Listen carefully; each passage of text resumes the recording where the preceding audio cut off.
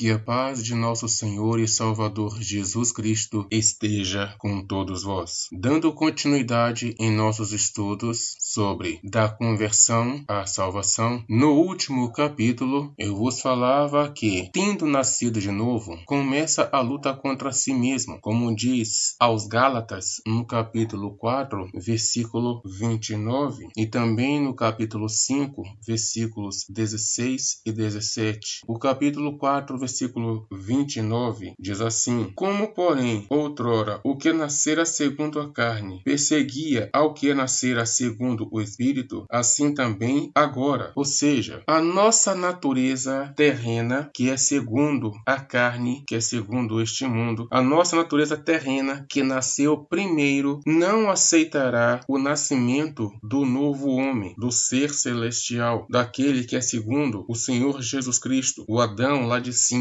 o segundo Adão. Então, o que nasceu primeiro, que é o homem terrestre, o nosso velho eu, se levantará contra o novo eu, contra o novo nascido de Deus. Também aos Gálatas, no capítulo 5, versículos 16 e 17. Digo, porém, andai no Espírito, e jamais satisfareis as concupiscências da carne, porque a carne milita contra o Espírito e o Espírito contra a carne, porque são opostos entre si, para que não façais o que porventura seja do vosso querer. Isso quer dizer que o nosso velho eu não aceita a nossa libertação do pecado. Então o nosso velho eu, a nossa mente pecaminosa, vai sempre nos perseguir para que não confirmemos a nossa libertação do pecado. Por isso, o eu já não pode mais existir, como está escrito lá no Evangelho de Lucas, no capítulo 14, versículos 26 e 27. Se alguém vem a mim e não aborrece a seu pai e mãe e mulher e filhos e irmãos e irmãs e ainda a sua própria vida, não pode ser meu discípulo. E qualquer que não tomar a sua cruz e vier após mim, não pode ser meu discípulo. Observem que o Senhor Jesus Cristo, ele não disse que ele não quer que seja discípulo. Ele disse que não pode. Porque aquele que não negar a si mesmo, aquele que não negar o seu velho eu, pode até tentar ser discípulo do Senhor Jesus Cristo, mas o seu velho eu não vai deixar, não vai permitir. Quando o Senhor Jesus Cristo diz, no versículo 26, se alguém vem a mim e não aborrece a seu pai e a sua mãe, e mulher, e filhos, e irmãos, e irmãs, e ainda a sua própria vida, não pode ser meu discípulo. O Senhor Jesus Cristo está dizendo aqui com isso o seguinte: o fato de seguir ao Senhor Jesus Cristo é motivo de aborrecimento a todos que nos cercam. Por quê? Porque quem quiser seguir ao Senhor Jesus Cristo tem que ser sempre justo, tem que ser sempre sincero, tem que ser sempre imparcial. Só o fato de não ser partidarista já é motivo suficiente para ganhar a inimizade dos próprios familiares e amigos. Porque todos os familiares e amigos esperam o partidarismo e, não recebendo esse partidarismo, claro, com certeza, irão se aborrecer. Em 1 João, capítulo 3, versículo 9, diz assim: todo aquele que é nascido de Deus não vive na prática de pecado, pois o que permanece nele é a divina semente. Ora, esse não pode viver pecando, porque é nascido de Deus. Eu gostaria de comparar esse texto ao que diz no texto aos Gálatas, no capítulo 5, versículo 17. Lá no finalzinho do versículo 17, o apóstolo Paulo diz assim: para que não façais o que porventura seja do vosso querer. Lá em 1 João, quando diz que todo aquele que é nascido de Deus não vive na prática de pecado, lembrem-se que tudo que nós fazemos, tudo que nós falamos, tudo que nós sentimos, tudo que nós pensamos é segundo o desejo da nossa alma. Não é o nosso corpo físico que pensa, que sente, que deseja, que maquina, que planeja, que executa. É a nossa mente que faz tudo isso. O nosso corpo é somente a habitação, a casa da alma. Mas todas as vontades e desejos são da alma. Então, o que o ser humano faz e fala é segundo o querer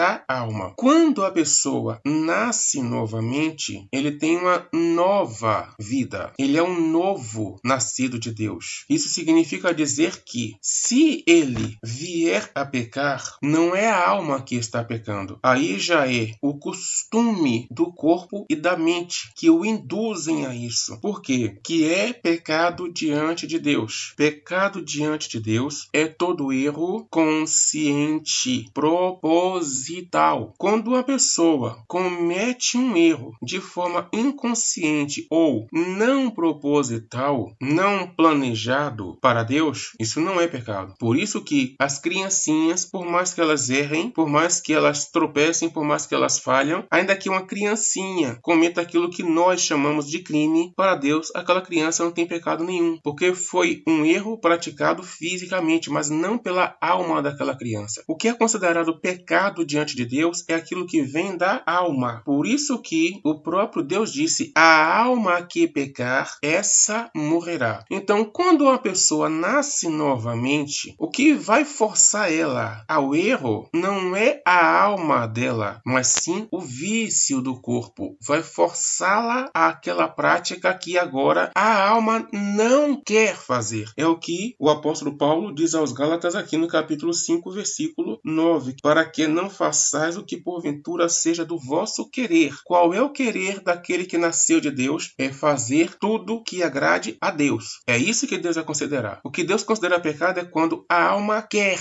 pecar. Ela quer errar. Ela quer cometer aquele erro. Então, se a alma não quer cometer aquele erro, o novo nascido de Deus não quer cometer aquele erro e ele comete, então Deus não conta aquilo como pecado, porque não foi um pecado da alma. Aos nossos olhos humanos foi pecado. Por isso que o Senhor Jesus Cristo disse para não julgarmos uns aos outros. Nós podemos julgar as atitudes, o comportamento, as palavras, mas não as pessoas, porque Deus é quem sabe quem é aquele que quis praticar aquele mal e aquele que não quis praticar aquele mal. Por isso que diz que o que é nascido de Deus não vive na prática de pecado. Por quê? Porque o pecado que ele cometer será um pecado aos nossos olhos. Aos olhos de Deus, não. Porque Deus, aos olhos de Deus, ele está vendo que aquela alma não quer. Então aquela alma não está pecando. Tendo ele nascido de novo, começa a luta contra si mesmo. E nessa luta se levantam sentimentos como a impenitência. O que é impenitência? A pessoa que não se arrepende. Sentimentos como orgulho, ódio, rancor, ira, mágoas, ressentimentos, cobiça, soberba, vingança, lembranças ruins, vaidade, maledicência, ganância, fraude, mentira, engano, vanglória, desespero, desânimo, vícios, angústias, peso de consciência, egoísmo, desejos como bênçãos, prosperidade, buscar a Deus objetivando o benefício próprio, querer tirar algum proveito próprio da palavra de Deus. Vejamos o que está escrito aos Gálatas capítulo 5, do versículo 19 até o versículo 21. Ora, as obras da carne são conhecidas e são prostituição, impureza, lascívia, idolatria, feitiçarias, inimizades, porfias, ciúmes, iras, discórdias, dissensões, facções, invejas, bebedices, glutonarias e coisas semelhantes a essas, a respeito das quais eu vos declaro, como já outrora vos preveni, que não herdarão o reino de Deus os que tais coisas praticam. Gente, quando no versículo 19 ele diz impureza, isso aqui tem um significado muito vasto. É só a gente parar para pensar no que é impureza. Exemplos, não é nem no significado, em exemplos de impurezas. Impureza que ele fala não é só no sentido sexual. Ele fala impureza também na mente e no coração. Toda e qualquer espécie de impureza. Ressentimento é impureza. Mágoa é impureza. Vanglória é impureza. Orgulho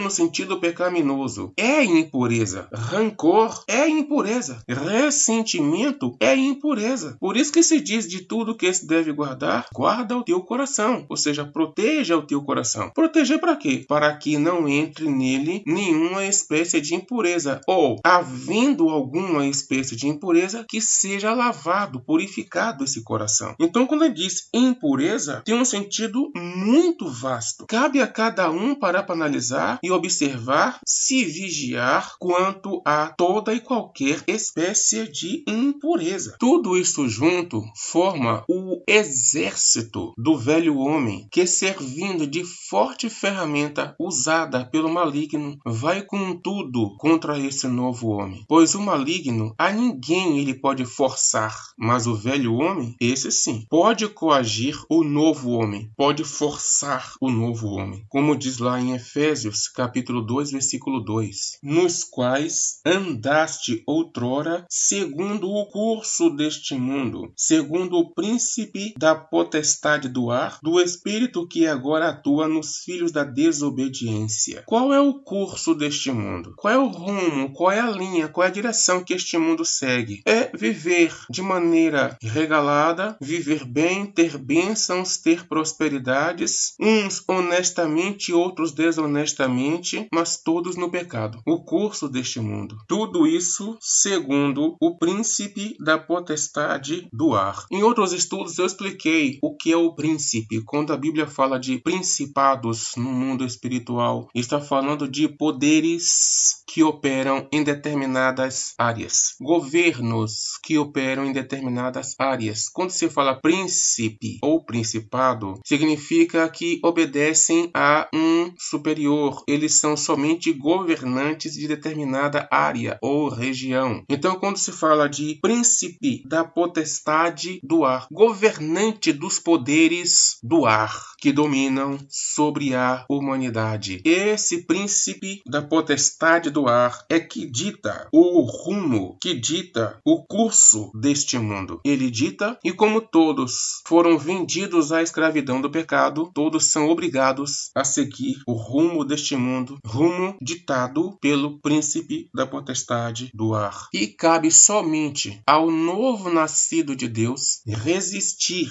negando a si mesmo dia após dia e carregando a sua cruz, perseverar até o fim, sabendo que ele não luta sozinho. Como diz lá em Efésios, no capítulo 2, versículo 16 e versículo 19. E reconciliar-se ambos em um só corpo com Deus, por intermédio da cruz, destruindo por ela a inimizade. E versículo 19. Assim, já não sois estrangeiros e peregrinos, mas concidadãos dos santos e sois da família de Deus. Ou seja, o novo nascido de Deus não luta sozinho. Ele agora não é mais inimigo de Deus. Ele é aliado de Deus. E tem Deus em seu favor, porque foi destruída a inimizade. E mais, agora pertence à família de Deus. E Deus protege os da sua família. Observem o que o Senhor Jesus Cristo disse lá em Mateus, no capítulo 24, versículo 13. Aquele que perseverar até o fim, esse será salvo. E ainda em 1 João, no capítulo 4, versículo 4, quando diz assim: filhinhos, vós sois de Deus e tendes vencido os falsos profetas, porque maior é aquele que está em vós do que aquele que está no mundo. Então, o novo nascido de Deus não luta sozinho, pois ele é propriedade exclusiva daquele que o ressuscitou. Como diz lá em 1 Pedro, capítulo 2, versículo 9, vós, porém, sois raça eleita, sacerdócio real, nação santa, povo de propriedade exclusiva de Deus, a fim de proclamardes as virtudes daquele que vos chamou das trevas para a sua maravilhosa luz. Quando se diz propriedade exclusiva de Deus, significa o quê? Significa que não temos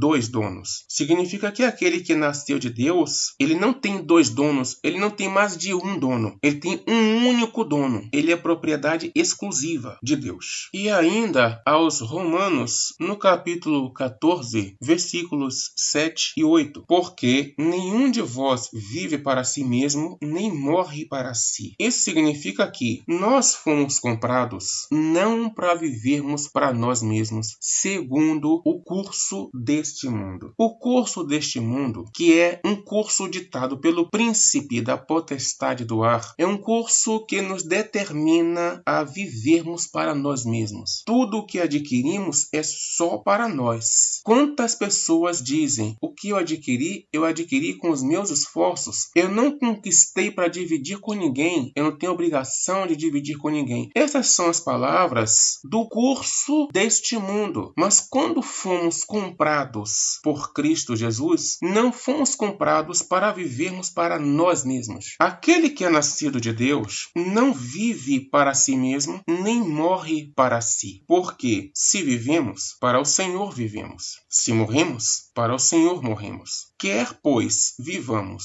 ou morramos, somos do Senhor. Isso quer dizer que, se vivemos, é para o Senhor que vivemos, e não para nós mesmos. Não para satisfazermos os nossos próprios desejos. Vivemos para satisfazer as vontades do Senhor. E se morremos, para o Senhor morremos. Isso quer dizer que, quando morremos neste corpo físico, para o Senhor iremos. Para Ele voltaremos. Por Ele seremos recebidos. Não é no sentido de que morremos e deixamos de existir para Deus. Não é nesse sentido. Quer, pois, vivamos ou morramos, somos do Senhor. Não somos de nós mesmos e nem de outro dono. Não somos de nós mesmos, não somos da morte e não somos do pecado. Somos somente, exclusivamente do Senhor. Então não vivamos como se fôssemos de nós mesmos, ou como se ainda fôssemos escravos do pecado. Eu gostaria que todos não exatamente gravassem, mas entendessem bem essa frase. Nascer de novo, isso é um momento. Manter viva a nova criatura é o proceder cotidiano. Isso é o mais difícil. Vejamos o que diz Lucas, capítulo 14, do versículo 27 ao 33. E qualquer que não tomar a sua cruz e vier após mim, não pode ser meu discípulo. Pois, qual de vós, pretendendo construir uma torre, não se assenta primeiro para calcular a despesa e verificar se tem os meios para a construir, para não suceder que, tendo levantado os alicerces e não a podendo acabar, todos os que a virem zombem dele, dizendo: este homem começou a construir e não pôde acabar. Ou, qual é o rei que, indo para combater outro rei, não se assenta primeiro para calcular se com 10.000 homens poderá enfrentar o que vem contra ele com 20.000? Caso contrário, estando o outro ainda longe, envia-lhe uma embaixada pedindo condições de paz. Assim, pois, todo aquele que dentre vós não renuncia a tudo quanto tem, não pode ser meu discípulo. O Senhor Jesus Cristo aqui, ele está dizendo o seguinte, que aquela pessoa que se assentou para fazer uma construção, ou para fundar um alicerce, ou para ir à guerra, a pessoa que abraçou um compromisso, ela larga tudo para cumprir aquele compromisso. Ela não fica com aquele compromisso e com todas as outras coisas, porque ela não vai conseguir se dedicar a ambas. Então ela tem que abandonar alguma para poder cumprir com o compromisso que abraçou. Como diz também no 2º capítulo da 2ª carta a Timóteo, no versículo 4. Nenhum soldado em serviço se envolve em negócios desta vida, porque o seu objetivo é satisfazer aquele que o arregimentou. Aquele que nasceu de novo, ele tem um compromisso. E se ele não largar tudo por causa desse compromisso, ele não vai conseguir ir adiante. Porque as coisas deste mundo, o curso desta vida, curso que é ditado pelo príncipe da potestade do ar, não vai permitir.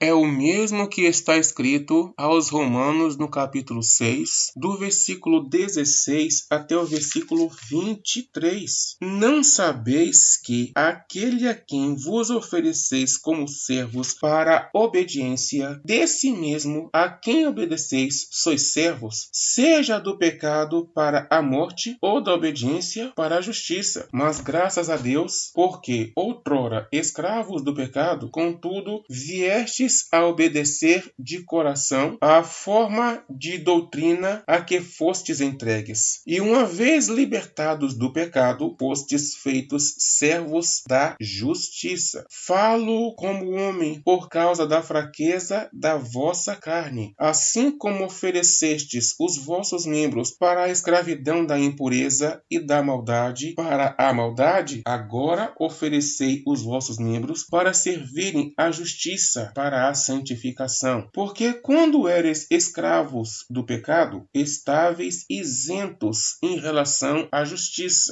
Naquele tempo, que resultado colhestes? Somente as coisas de que agora vos envergonhais, porque o fim delas é morte. Agora, porém, libertados do pecado, transformados em servos de Deus, tendes o vosso fruto para a santificação e, por fim, a vida eterna. Porque o salário do pecado é a morte, mas o dom gratuito de Deus é a vida eterna em Cristo Jesus, nosso Senhor. Ou seja, aquele que se oferece para servir ao curso deste mundo, desse mesmo a quem se ofereceu, serão servos do curso deste mundo, do curso desta vida. Como é que um novo nascido de Deus pode se oferecer para ser servo da carne? É simples, por coisas que muitos não consideram como graves. Por exemplo, quando o novo nascido de Deus tenta tirar proveito próprio daquilo que deveria ser somente para a glória de Deus, ou através de renda com a palavra de Deus, renda com louvores a Deus, tudo pensando em benefício próprio, qualquer coisa pensando em benefício próprio, ele está obedecendo à própria carne. É isso que cabe somente a cada um observar. Isso que eu desejo é do Espírito Santo de Deus ou é da minha carne? Isso que eu desejo é agradável a Deus ou é agradável à minha carne? Nós temos que entender que a nossa carne é nossa inimiga. Então, tudo aquilo que for alegrar ou alimentar ou fortalecer a nossa carne serve contra nós mesmos, nós nascidos de Deus. Tudo que for fortalecer a nossa carne. Por isso eu costumo dizer a várias pessoas que se cada nascido de Deus soubesse ou tivesse pelo menos uma pequena noção do poder da humildade, todos entenderiam quando o apóstolo Paulo disse para andar revestido de toda a humildade. Porque a humildade é muito poderosa para quebrar a força da carne, a força do nosso próprio eu. E assim, o nosso eu, a nossa carne, ficaria sem alimentos, sem energia, sem forças e sem condições de lutar contra nós, nascidos de Deus. Porque negar a si mesmo, meus irmãos, negar a si mesmo é aborrecer a si mesmo. É o novo nascido de Deus ter vontade de fazer determinadas coisas que, mesmo não sendo pecado, não as faz por não ser motivo de glórias para Deus e por não querer alimentar a própria carne. Porque alimentar a própria carne nem sempre é com coisas pecaminosas. Muitas coisas que não são pecaminosas, mas que alimentam a nossa carne. Tudo o que fizermos, seja lá o que for que fizermos para alimentar a nossa carne, que sirva de alimento para a nossa carne, vai alimentá-la, mesmo que não seja pecado. Tem coisas lícitas que não são pecados, mas que alimentam a nossa carne. Isso serve contra nós mesmos. Quando o Senhor Jesus Cristo diz negar a si mesmo, meus queridos, isso é você viver aborrecendo a sua própria vida. Você tem a sua própria vida aborrecida por você mesmo, porque você mesmo determina que não vai fazer aquilo que você tanto quer, que você tanto almeja, e você não vai fazer porque você quer agradar ao seu Senhor, o seu novo dono, que é o Senhor Jesus Cristo, que comprou, que pagou por você, pagou o alto preço, comprou, resgatou e agora é propriedade dele. Então, com o objetivo de agradá-lo, você vai aborrecer a sua própria vida, porque muita coisa que você quer,